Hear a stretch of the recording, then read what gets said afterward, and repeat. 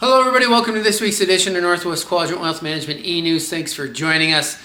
So we sit here today at the end of the first quarter, and obviously it wasn't the greatest quarter for stocks, but really not as bad as the media might have you believe for the U.S. stock market. The other thing is, when you looked at valuations for U.S. stocks at the end of last year, we were certainly due for a correction. I don't know that this was the catalyst that most people expected after the election, but it is what it is. Not much we can do about it. The most important thing for you, our clients, to understand and to remember is that asset allocation is working again, and it's working really well. When we look at our client portfolios, your portfolios, it's not red across the board. In fact, we have actually a bunch of portfolio holdings that are up on a year-to-date basis. When you think about value stocks or dividend-paying stocks, those are up on a year-to-date basis. Not up a lot, up a couple, 2.5%. International stocks are dramatically outperforming. That's the part of your portfolio that's been awful for a decade and a half, but those are outperforming. So really, what's not doing well on a year-to-date basis are small-cap stocks. Mid-cap stocks are essentially at even for the year, and then U.S. large cap growth. So if you own the QQQs, the NASDAQ QQQs, you are suffering, especially from the all-time high we saw after the election. But importantly for all of you, bonds are up, international stocks are up, dividend and value stocks are up. So asset allocation is working, and it's working quite well relative to the market.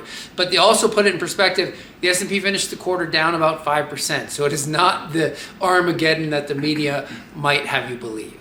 One of the things, we're always optimistic here, but one of the things that we wish we could share better with clients is just the wide variation of perspectives we get from meeting with different people. And it gives us a really good feel of sort of the litany of perspectives and the range of outcomes that people perceive are about to happen. And I reference that because in the immediate wake of the election, half of our client base was almost euphoric. And it, of course, was the opposite side that had been so dour for the previous 4 years. And you get to these sort of crescendos of sentiment, and we in the office very much perceived there to be sort of this top in sentiment in the immediate wake of the election. And we have certain clients that almost function as litmus tests with respect to those crescendos in sentiment, and we felt that after the election. And what we've perceived is that a lot of people have anchored to that sort of euphoric high that we reached in a lot of asset classes right after the election. And the truth is things are never going to be as good as sort of that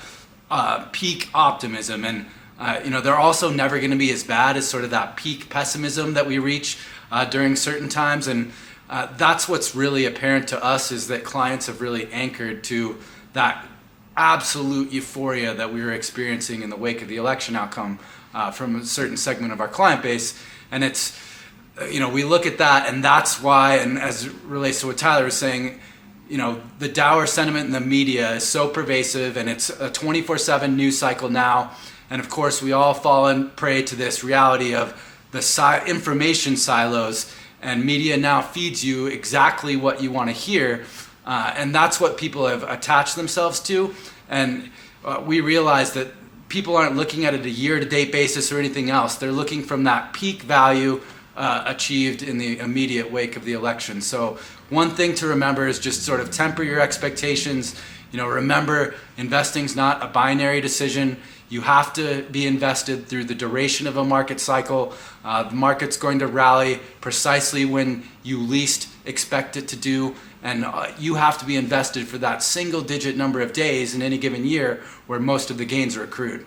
Yeah, remember, depending on how you look at the internet, you get more of that information. The algorithm steers you down that rabbit hole. And so if you're looking at a lot of negative information on the economy and whatever else, you're going to get more and more and more of that. So it's this feedback loop where you just think it's awful. And that's how these algorithms work. And so the better thing to do is just shut off the computer and go for a walk rather than continuing to go down that rabbit hole.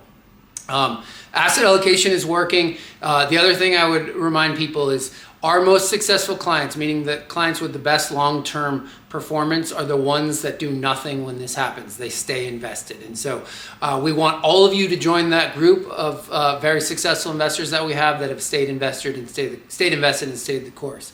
All right, as always, if you have questions about your account and your situation, give us a call at the office, 800-743-0988, or email either one of us, Josh or Tyler, at northwestquadrantwealth.com. We'll see you back here in a couple weeks.